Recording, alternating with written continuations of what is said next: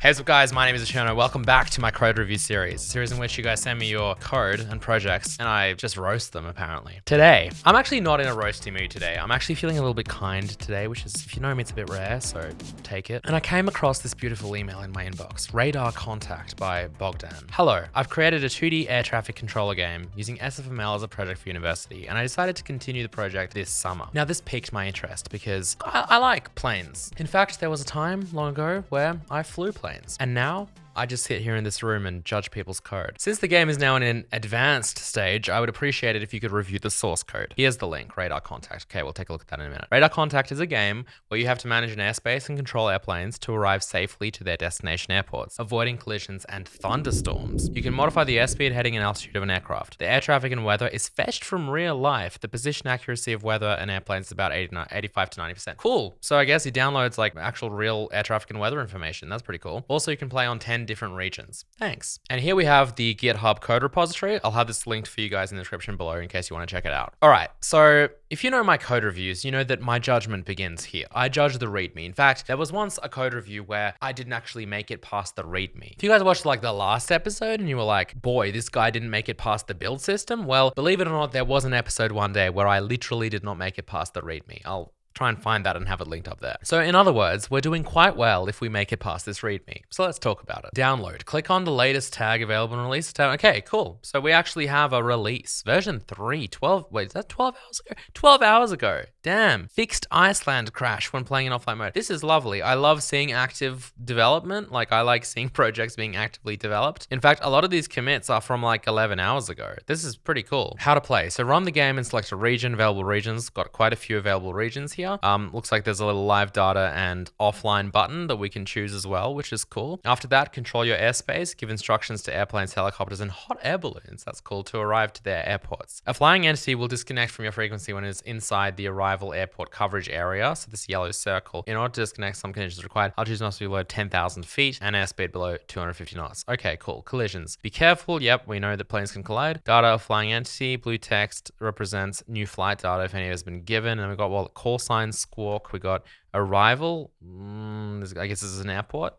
Airspeed, shore, heading, altitude. Okay, cool. And then this is just the new information that we can reroute to, I guess. Okay, interesting. Keybinds, we'll look into this in a minute once I get this thing running. If I get this thing running, we'll see. Some cool resources here. I like the fact that this integrates with like real life, I guess, that it's not just like some arbitrary game that makes up its own data. It's actually fetching data from like servers and it represents like what's really happening. I guess at that given moment, I'm guessing once you retrieve the initial data of all of these planes that are like in the skies or a photo of this. And same with this weather information as well. Like it's all just retrieved, I'm guessing, from like actual real world data for that location and the planes, I'm guessing, as well at that given time. And then from there, I guess you kind of take over that realistic depiction of the airspace and then try and get them to land or leave your airspace, I guess, depending on what the goal is for that particular aircraft. That's pretty cool. Like this is, out of all the stuff we've looked at, this seems quite interesting and quite cool. Let's hope that we can get it building. Now, speaking of real world data and inevitably security, let's talk about NordPass Business, the sponsor of this video. NordPass Business is an all-in-one solution to help you protect and manage your company's digital wealth. Now that does sound fancy, but really what I'm talking about is all the sensitive information that might revolve around your company. That is what NordPass Business helps you protect and manage. And even more specifically, let's touch on two specific examples of these: passwords and payment information. NordPass Business allows you to easily implement super strong passwords through company-wide policies, as well as keep them organized and share them securely with anyone who might need them. It also helps you quickly detect whether or not your passwords have been involved in any recent data breaches super early. Payment information can also be securely stored, organized, and shared whenever staff may need access to it. And it's nice how all of this sensitive data can be filed under certain projects, and then easily shared with anyone who might need it. Probably my favorite feature. You can see NordPass Business in action now with a generous 3-month free trial. Just go to nordpass.com/thecherno, link will be in the description below, and use code TheCherno. Huge thank you to NordPass Business for sponsoring this video. Now, some critique on this README page. It's nice. I like that it's even got like updates and like, I guess, new features and whatever are kind of shown here, but it's got a little bit of the same problem that the last code review I did had, and that is the fact that it just feels more of like like a game landing page. It has no information on the code or how to build it. Actually, I take that back. It has a little bit of information about the code, doesn't it? Because it's got resources and SFML and some other, like, I guess references are listed here. But aside from that, like no instructions on how to build it, which is like, how do I build this thing? And there's no like building, .md like kind of page or file or anything. Like I'm kind of left on my own here. We've got some sanitizers and Valgrind, which is actually pretty cool to see. There's a CMake file, so I'm assuming we just build it based off that, but always include some kind of building like page or just like a little section here that just says, how do you build this project? What platforms does it support? Actually, it says Windows, Ubuntu, and Mac OS, but I guess that's to do with the release. So whilst yes, if you're just trying to play this, I guess you can just grab this release for either Mac OS, Ubuntu, or Windows. But if you're after building it, really, really important that you add some information on how that can be achieved. Okay, so here I have the checked out cloned repository. Of course, I'm interested in the code, as I'm sure you are as well. That's why we're not going to be downloading a release. So let's see if we can get this thing building. So I'm going to take you through the build process because I don't know what the process is. I can see a CMake file, so I'm assuming that I'm just going to make a build directory. I'm going to CMD over here into this build directory. And I'm going to type in cmake ... which is going to go back to the directory with that CMake file, hit enter, and hopefully this will work. 294 seconds, 5 minutes.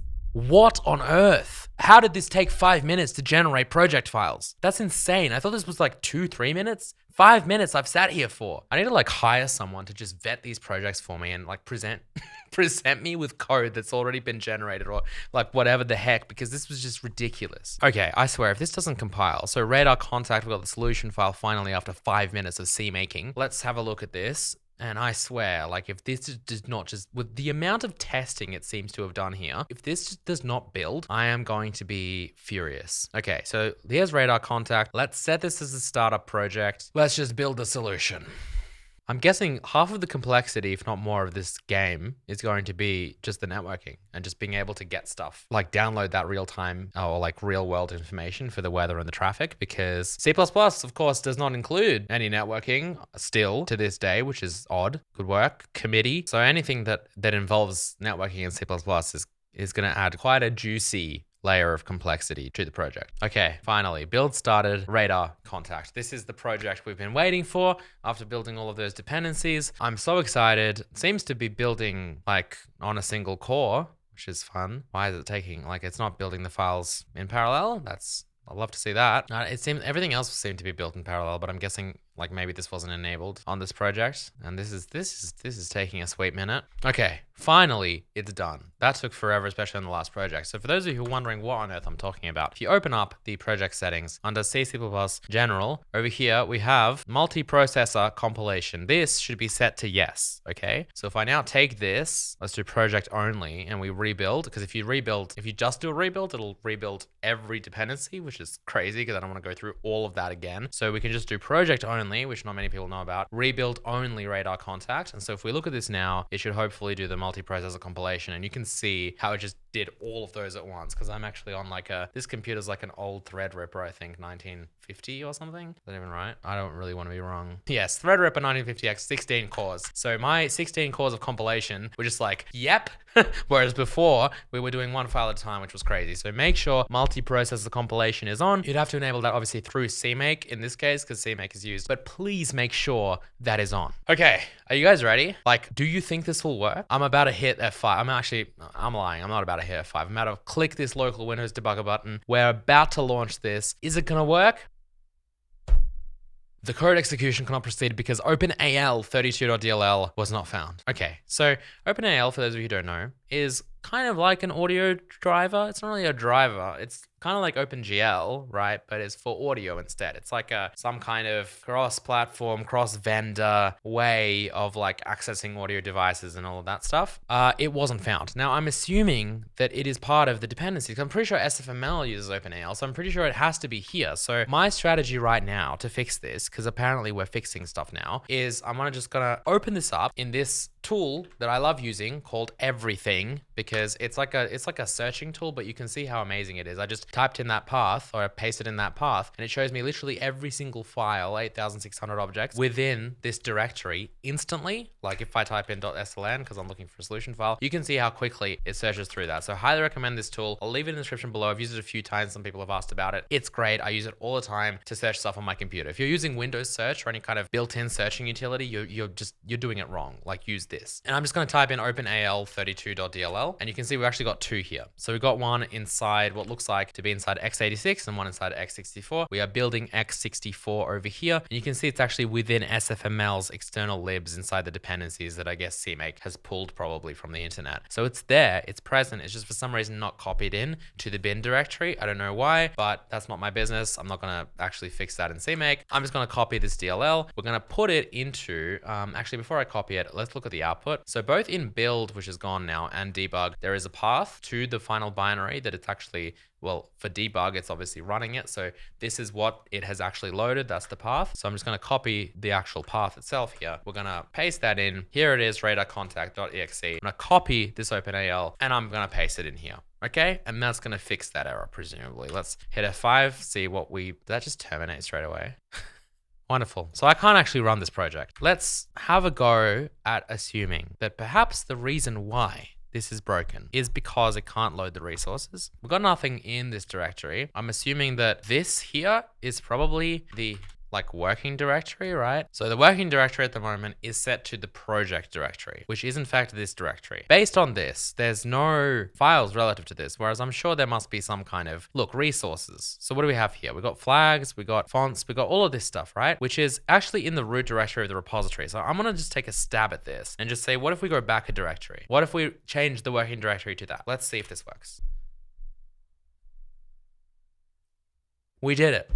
Okay, so little summary. Two things are wrong with this out of the box, for me at least, on running this on Windows with CMake, whatever the heck. The OpenAL DLL, which is seemingly the only required DLL, which I'm guessing means that it's probably either the rest is referring to DLLs I just have installed in my system naturally, or probably more likely everything is compiled into this exe. So everything's a static library. We can see 6.5 meg, although that is debug. No, it's still pretty big, 2.6 meg, right? So, and that's without resources. Clearly they're not being packaged in because they're external. So that's a decent amount. The only DLL is required is not present, not being copied into the bin directory. So that needs to be done. And then the other thing obviously is that the working directory somehow is set incorrectly, or resources aren't being copied into the build directory, which is another thing that maybe should have happened, but didn't. So that needs to be fixed. All right, finally, let's play this. Choose a region. Oh, who do I like the most here? Let's go with Austria. Why not? So the first thing that I'm noticing that I don't like is there's no, I can't resize this, which is a bit unfortunate because it's a bit small.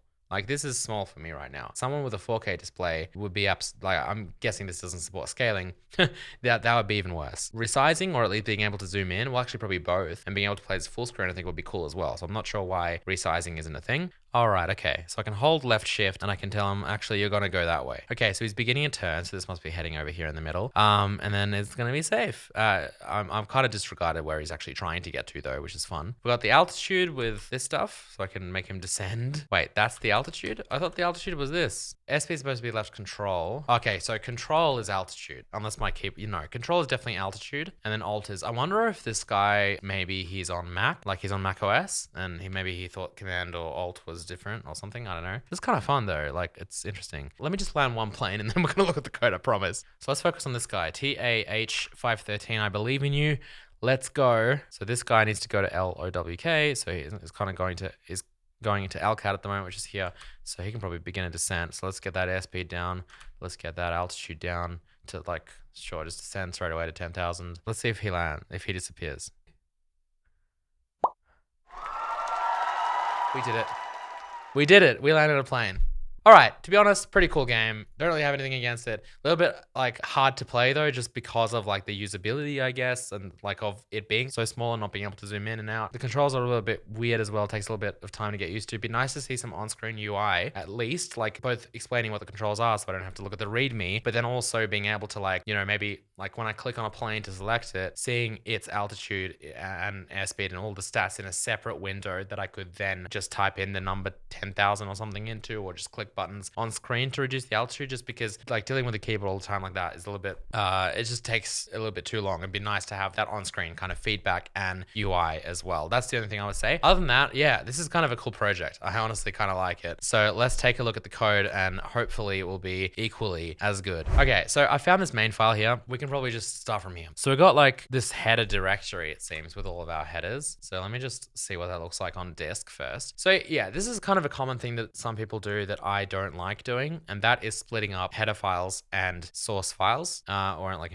implementation files. So we've got the .h files, you can see, are all in one directory, and then we got all of the implementation files, the CPP files, are in a completely different directory. That's something that a lot of people like to do. I personally don't like to do it. I like to keep my header files and CPP files in one directory. So you'd have like window.cpp and window.h. It's just, in my experience, it's a little bit easier to deal with, just because you're not having to keep track of two different directories. If you want to give someone this file or like give them a copy of it or something, it's like you got to go back to a different directory, track down the header file. But one reason to do this though is because you can have your implementation details as like a hidden kind of private, section of the code, and then you can have a public section, which is your headers, which obviously dictate, how to use that API. So in that sense, it's actually quite good. So in conclusion, this is just something that I noticed is like it's a bit of a different way of doing things because we haven't seen it that often. If anything, I would say it's a little bit more of like a professional thing to do, if you can call it that, not because of the fundamental, it's just something you see less often, I would say, from like beginners or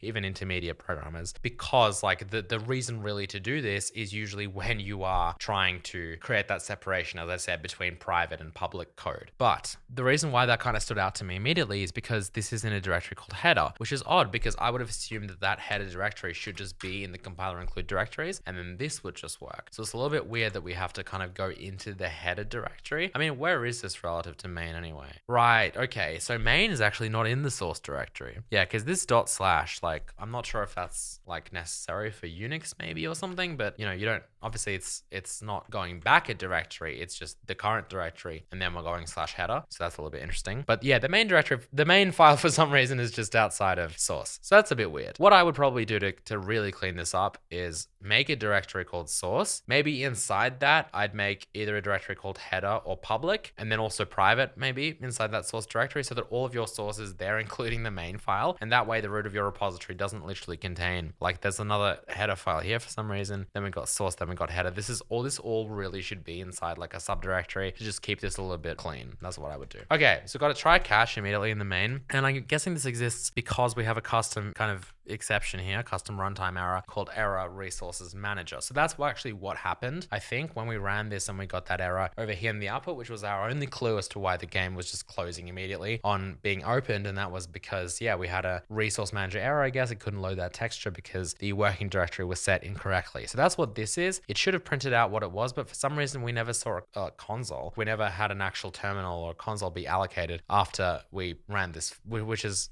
odd. I'm not sure like why that's, we can see why, if that's been deliberately disabled, or if the system type maybe is set to something like Windows, which would explain it. Where is it? System. Oh, system is set to Windows. Okay, well, yeah, that would explain it. So if we had this set to console, then let me see if I can emulate what we had before, because I really want to see if this person had like some kind of error reporting or not. So if I go back to having the working directory set incorrectly, let's run this and see what happens. Failed to load image, resources, general textures, menu.png, unable to open file. So, and then texture error, menu.png, missing or corrupted. This is weird, right? So the configuration here, the type of application you could say that this is being built into, is a Windows application with no console. However, there's clearly logging going on. So where is it going? Is cout writing to a file? I didn't really find a log directory or like a log file. So it's just a little bit weird that, we have this situation here where clearly there's useful information that's just being sent into the void. Like, why is this? This is potentially something that's only relevant to Windows. Maybe on Mac OS or Ubuntu, which this also supports, it's different. There's always a console, because obviously this is literally Windows, the subsystem, I'm not sure. But either way, usually you would have this as like your distribution build, because you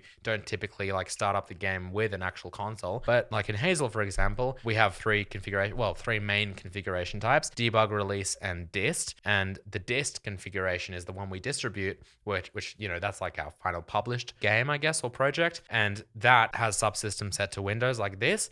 But then we have console for debug and release because they're both used for development purposes. And we obviously want to see kind of logging and error messages like that. I mean, Hazel also has a log file, several log files actually that this would have ended up in, but yeah, just potentially a minor thing, but just really stands out to me as being weird. Okay, so the first thing we do, I'm not loving these instances. I'm also not loving that this doesn't have any kind of encapsulation of an application, right? So I like to stem these things from application. I don't really like initializing core systems just here, like inside main. I just think that main really should strictly be like an entry point. It's fine to define maybe, again, obviously this is all my opinion, but like I think it's fine to define certain configuration settings that are very relevant. Like they're very important to the very core of the application. Potentially you could do that in main, but it really should just kick off the application, and the application itself should do things like instantiate maybe and load resources and like set up the state machine and whatever. So I don't know, I would personally move this out of the main like file, the main.cpp file, especially because like, you know, I would also argue that you probably should be using winmain. So the winmain would kind of be, it's not actually, it's probably some weird, you know, Windows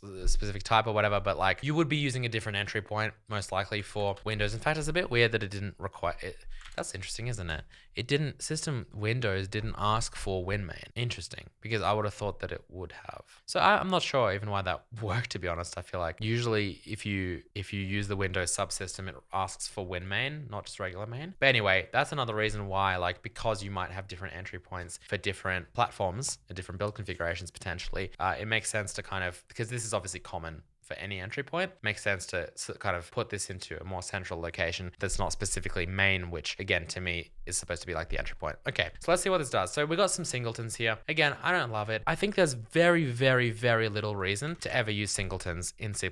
There are some valid reasons, but I just don't know why resource manager is a singleton that is kind of also lazy loading, meaning the first time we ask for an instance, it's going to run through and create this kind of static persistent instance of the resource manager kind of on the stack here, but it's in like some kind of static memory. And then from then on, it's going to return it all the time. So this is just a kind of a nicer way to create a singleton potentially than like if you just had this as a static up here or inside the class or whatever, like you would have to like in Java or C#, for example. But this is C++. In C++, you don't need to do this. Like what you can do is just grab this resource manager instance, put it up here, call it global like this, for example, and you're kind of done. So you don't need this is what I'm basically saying. So you get rid of this. This is obviously going to cause a bunch of compilation errors, I'm sure. And then back in main, instead of doing this, you can just do this .load, right? And then obviously you need access to this. You need to know what this is somehow. So you would probably have this in a header file, or you could just write something like extern this. And then load is with a lowercase l, but that's it, right? So that would be a little bit more C++-y, I think. I just think having this instance kind of in direction for really no reason is more of like a Java and C# thing potentially compared to C++. But I'm gonna undo all of this so that we can still kind of play around with this. Let's look at load and what it does. We got all these textures being loaded, menu.png, loading screen. Okay, so yeah, I don't like the fact that immediately there are lots of resources going on, I guess, inside the resource manager or the resources manager. And aside from all of this being, you know, kind of just hard-coded in terms of all the paths and everything, the directory as well is just being added like this. So I got a few things to say about that. I don't know. I think like for a small game like this, it's probably not the worst. I just personally don't like, I would never do this because I don't want to deal with textures using strings. Like I don't want my primary way to identify a texture to be its string. To me, like a resource manager or an asset system would be, it's just a system. There's no data in there. There's no commands or instructions in there that are actually relevant to your specific usage or like your specific application. So what I'm talking about is that within the resource manager itself, we have a whole list of commands to load assets and resources specifically for this game, right? Menu.png is obviously something that is for this game. It really begs the question of like, why is this not external data? Why is specific data to this game buried inside the resource manager, whereas it should probably be external? And I think that it would probably work a lot better if it was like that. And the way that I think it would work and the way I would make it work is at like a light level. So what I mean here is that I don't want to over engineer this because this is a relatively small game. It's not like a full game engine where we might have to do something a bit more robust than that or a little bit more scalable than that. For this, I think it's fine. At the very least, I would make like the menu itself give the command of what to load. So menu.png applies to the menu. Menu is the only thing, as far as I'm aware, that actually requires it. I can probably just search for menu.png and see that it's only in two places, the place where it's loaded and the place where it's used. So I would basically consolidate that in a way. I'd be like, okay, this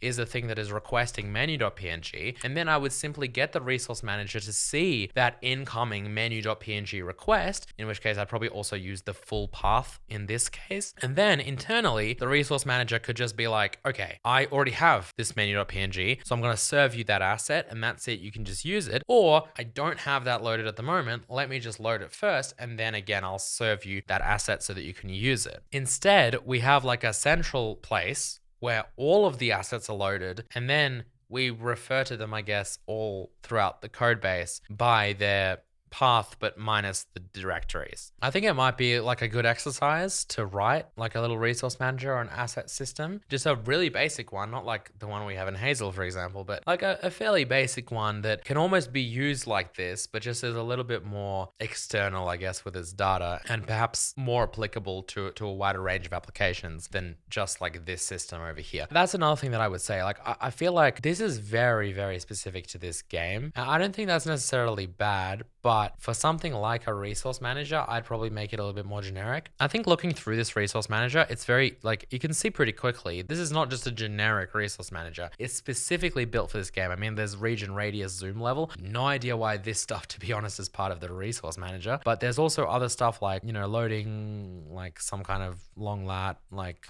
coordinates or something. There's like a list of airports that get loaded, which I'm guessing can probably come, well, okay, yeah. So there's a directory and it loads those specific, like a list of airports that we need to display. So that all falls under this load region function, which will load all of the data associated with that region. We've got like weather tiles and everything being loaded. Like, this is very specifically for this game. And I think that's fine because, again, it's a small game. You don't really need to write everything within your code base to be generic and applicable to anything, because we're not trying to make some kind of generic game engine here. But specifically with this, as I was saying, it kind of just simplifies the code a little bit more, because you only ever refer to that resource where you need it, and then the resource manager behind the scenes will take care of it, and it doesn't care because it sees the identifier string like that identifies that resource, and that's it. It doesn't have to know anything else about it. It doesn't need to explicitly be told that, oh yeah, by the way, I want you to load this, because that will come later. The one advantage I can see here potentially is that you do all of your loading up front, rather than, like, you know, in my system, what would happen is when you open the menu, that's when it loads the texture. And then I guess what would happen later is when a plane landing, or at least when that, you know, class that has to play the plane landing sound effect, when that maybe gets initialized, maybe in its constructor would load that, that could potentially cause just like a stutter or something during gameplay, because it's only getting loaded when it's needed, if you know what I mean, if that's the first time that it gets loaded, whereas this does all the loading up front. But if you have to rename this file or like change it and move it to a directory, I don't know what happens, but if something like that happens, then obviously you now have to go everywhere and change it, because it's kind of repeated in multiple locations. And with this region, for example, I think I would also maybe move this into like a region file that deals with regions, right? Because there seems to be quite a bit of functionality around them. Like, there's this region box. I think we had regions zoom levels. Like, what does this have to do with the resource manager? I think the resource manager should be kept a little bit more like a resource manager that is just your asset system, basically, that serves you assets that you ask for. And then all of these other gameplay systems probably shouldn't be here. Now, I can also see quickly here with paths that when you combine paths, you're just doing this as a string. I mean, let me just see what version of C++ we're even in here. So we're actually on latest, we're actually on preview. So we're like C++ 23 here. So yes, in that case, make sure that instead of this, you use the file system API, you use the path inside there, because that kind of lets you do something similar like this. It's just that you don't have to worry about like slashes, for example. You can just replace them with this, which is like the same as a slash, but you're putting it over here. Actually, I think in this case, you might have to surround this with a path so that the overloaded operators work. Or I don't know, there might be other ways to do it. You could just set this initially and then add that on later. But the point is, I would use this instead, because that will create a path that is, first of all, valid for your operating system, just in case you want to use backslashes or forward slashes, it'll normalize all of that. And then also it's just harder to make mistakes because you don't have to worry about slashes and if there's a trailing or leading slash or not. Because if mSelected region had like a slash, that would create a double slash, that wouldn't really work. So path is just the more kind of standard thing to use. And you can see that ifstream, for example, will obviously take in a path. I don't know why it's presenting it like this, but it's obviously got a constructor that will take in path as well. So it's not like you have to convert that back into a string for the actual C++ file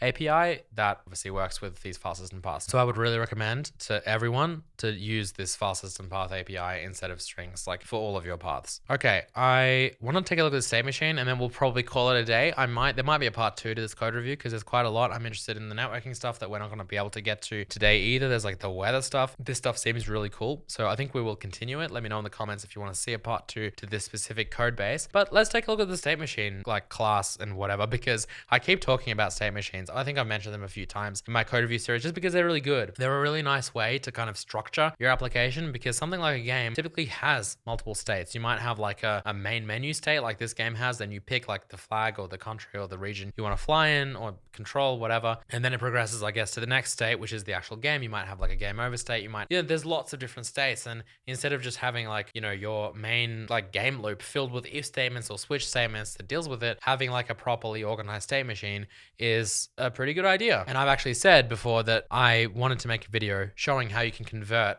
like this mess of like branches and everything into a state machine because that can really clean up. Still haven't done that. Sorry. Let me know if you want to see that in the comment section below. But let's take a look at this state machine. Or I don't know if I noticed this before, but there are these header guards, man. What is this, the 90s? Use pragma once instead. I think, is that still not technically official? I don't know. Every single compiler supports it. Use pragma once, much cleaner. You don't need these like weird header guards. Okay, so we've got a state machine. We've deleted both the copy constructor and the, I guess, copy assignment operator or whatever it's called. And we just have a singleton. Right, and then we've got a private constructor. Yes. So this is like a textbook singleton, which again, you don't need. You don't need to have a singleton in C++. It adds complexity, as you can see, for no real good reason. I'm guessing instance is the thing that, again, like the resource manager and whatever, will actually, oh, right, because I think this is, yeah, the state machine's the other thing we saw here. So loads the resources initially, so we got them all in memory now. What, does this initialize SFML? What initializes SFML? I don't even know, actually, how that gets initialized. Does SFML need to get initialized? I'm not sure. I haven't really used SFML probably before. But either way, instance run. Okay, so apparently we've got states already. In fact, the constructor creates a window state called menu. See, I don't like this. There's so much coupling in this code. There's so many systems, there's so many classes that could be used somewhat generically, but they're like the code has intruded them. The specific code for this game and for this kind of application of the game, I guess, and of the system has actually been included within the system itself, which generally you want to avoid. And to be honest, like you can kind of see a little bit why. Like state machine instance run, what is that going to do? You have to look within that system to actually see what the system is doing specifically. You generally want to structure these things in software development as these kind of like black boxes, right? So you have these systems that you don't need to know the implementation of. This is actually even weirder because this game, this project actually made like a specific point of separating the headers, which is like the public API, with the source, which is like the private API. It's the implementation details. And yet we have so much vital stuff within those implementation details that dictates how this game actually works, right? So instead of that, like I would make this external. You'd have your state machine constructor be completely empty. And then instead of just doing run, because does this have like a push? Yeah, it does have a push state. So why not just make it like this instead? So you do your state machine, like, I don't even know if you need instance, because instance will create it. So let's just say that over here in instance, we had an empty constructor, right? And then this make shared menu state over here, we just push the state like this, and then we run it, right? Like this is how this would be intended to be used, I would think. And the powerful thing here is that it completely separates our data from the system, right? So we're not actually linking our system and its implementation details with specific data to like one way that we might want to run that system. So I am definitely seeing a lot of that, and I would like really recommend, I guess, reducing that. So let's take a look at the run function over here. So while the states are not empty, we'll simply pop off the top state and then we'll run the top state. And then, okay, so if the current state is a menu state, then we will specifically check to see if the resource instance has been set to nothing, which means the game has been closed. Very interesting way to close a game, right? So what's happening over here is current state run. I'm guessing each state has to have some kind of loop, basically. So if we look at like the window run function, yeah, there's the while loop. What will happen is that the menu state will either pick a flag or obviously you just hit the close button or something. And if you hit the close button, it means that your selected region hasn't been set, it's empty.